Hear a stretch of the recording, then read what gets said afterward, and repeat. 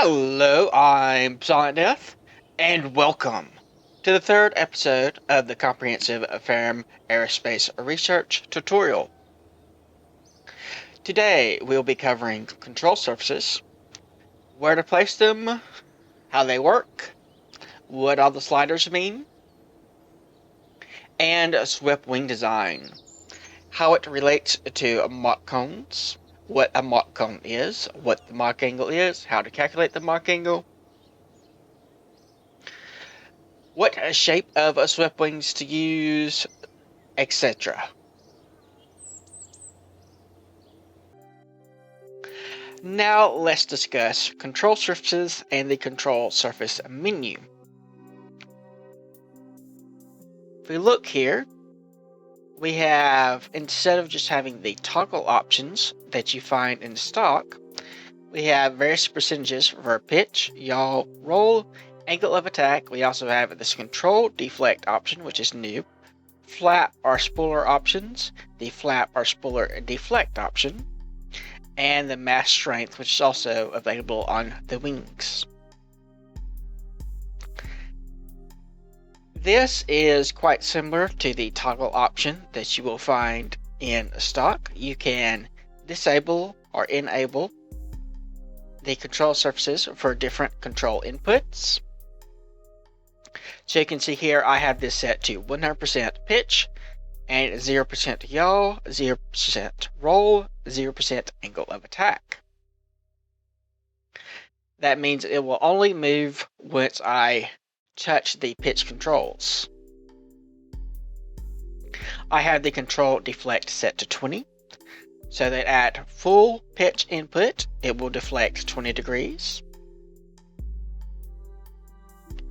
If, for instance, such as on the wingtips, I wanted something to have multiple inputs, such as pitch and roll, I may, for instance, have the control input set to, well, let's pretend that's 20. 20 for roll, but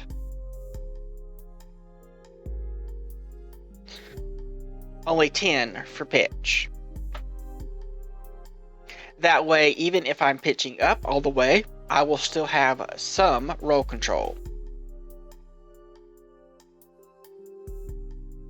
The flap and spoiler options will be covered later.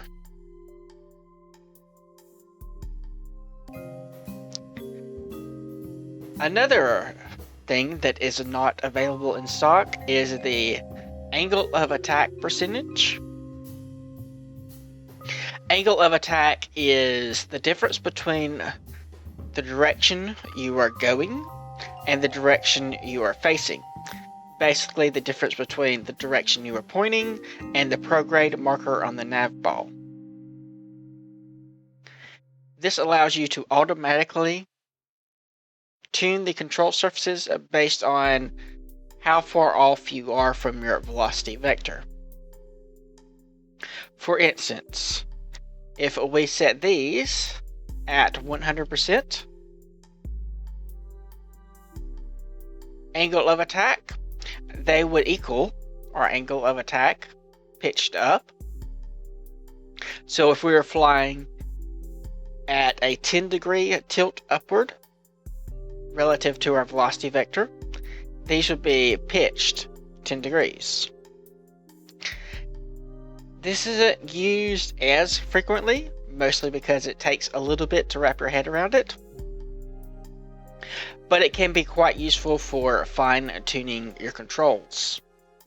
This particular configuration is fairly standard. We have a pitch controlled by our canards at the front, these control surfaces at the tail section, and also the inner control surfaces on the wings. We have a roll controlled by the control surfaces at the ends of the wings, and yaw is controlled by the rudder.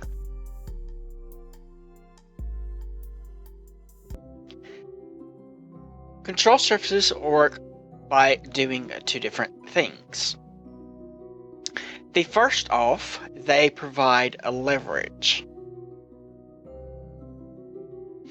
So, for instance, the canards provide pitch.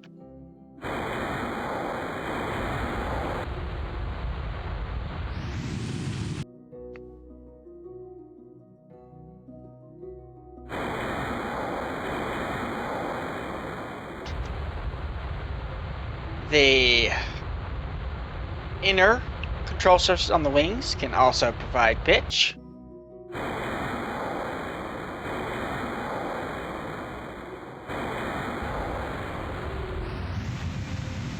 The tail section also provides pitch.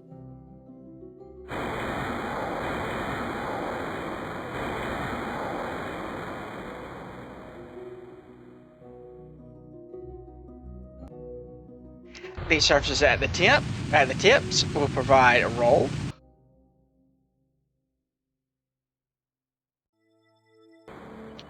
And the rudder will provide yaw as well as a tiny bit of roll, depending on how big the rudder is. How tall the rudder is, I should say. The amount of force provided by a control surface is dependent on two main things: the size of the control surface and the location of the control surfaces. So location, or distance from the center of mass, acts as a lever arm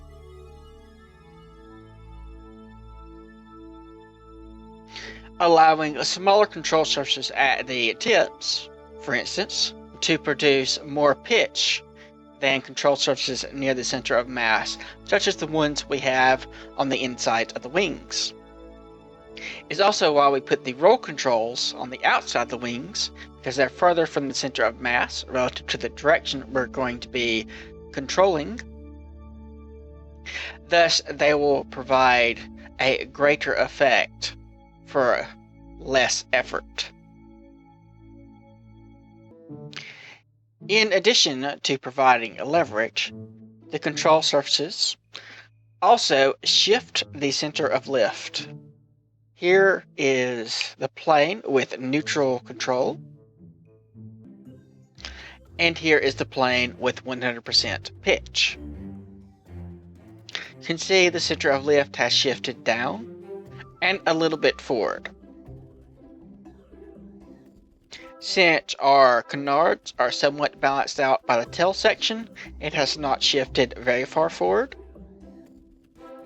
But with different designs, such as delta wings, you may find the center of lift shifting a great degree,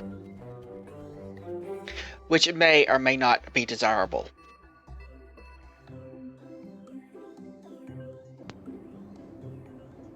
Now let's talk about wings. I mentioned earlier that there's this mass/strength slider. By default, this is set to 1, which is far, far heavier than you need. Somewhere between 0.25 and 0.5 is more common, and should suit almost all of your purposes. How strong depends on the ratio of wing area to mass,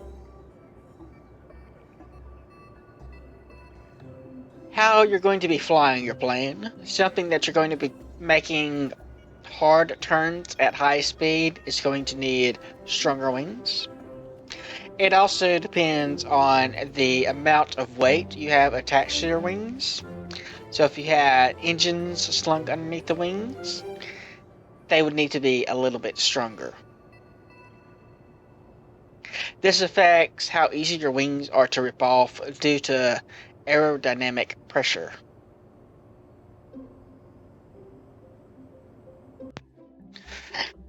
You'll also notice that the wings are swept back.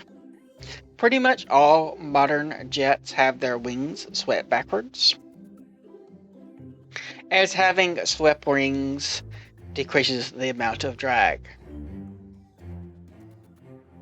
There are a few different configurations for this, There's this configuration where the width remains constant. There's this configuration where the wings narrow to a point. And there's the ever popular delta wing shape. You see this shape a great deal in Kerbal Space Program because it's fairly easy to form with the stock parts.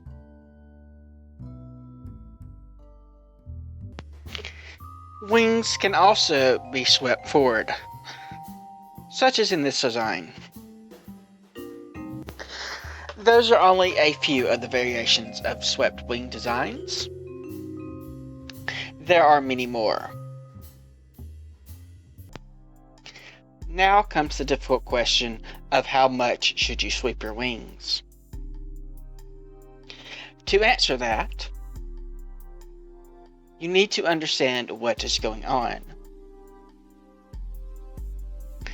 As an airplane moves through the atmosphere at supersonic speeds, it creates a shock cone.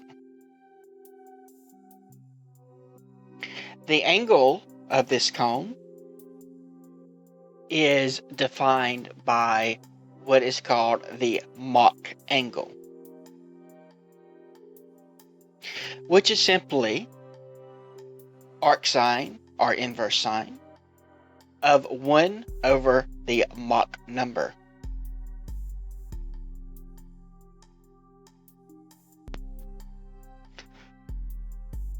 So what happens is you want to have the tips of your wings inside of the shock cone created by the nose. If you have them outside of that shock cone, as shown in this picture, it causes all kinds of bad things, namely a greatly increased drag. We can use the Mach angle and simple trigonometry to tell us how wide we want our wings to be at a given point along the fuselage by solving for the length from the nose to a given point along our wings, as well as the width of our wings.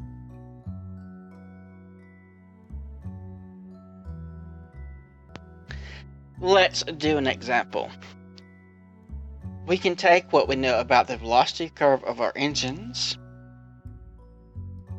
combine it with information about our craft, and get an ideal sweep for our wings. Using this, we can see the width of our wings, of our total craft, is 19.5 meters.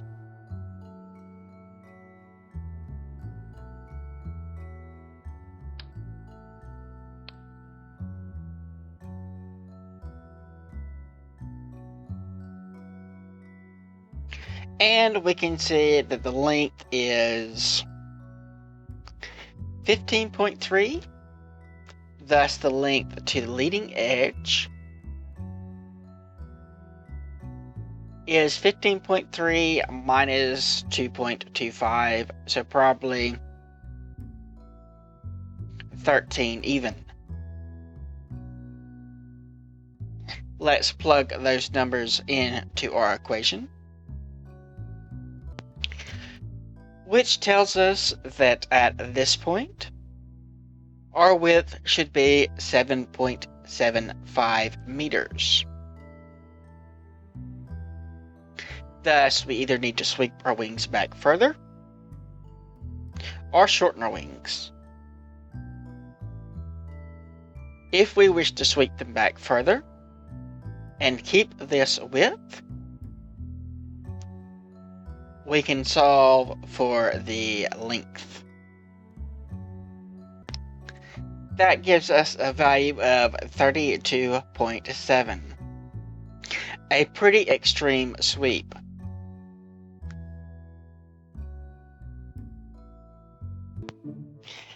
If it is not feasible to ensure that the tips of the wings are inside the shock cone of the nose, you can attempt to make sure that the tips of the wings are inside the shock cone of the wing root by using a similar method that we employed before, taking a tangent of the opposite or inverse tangent of the opposite over adjacent and setting that equal to the Mach angle. In this case, for a 16-meter wing, we got a 4.77 width.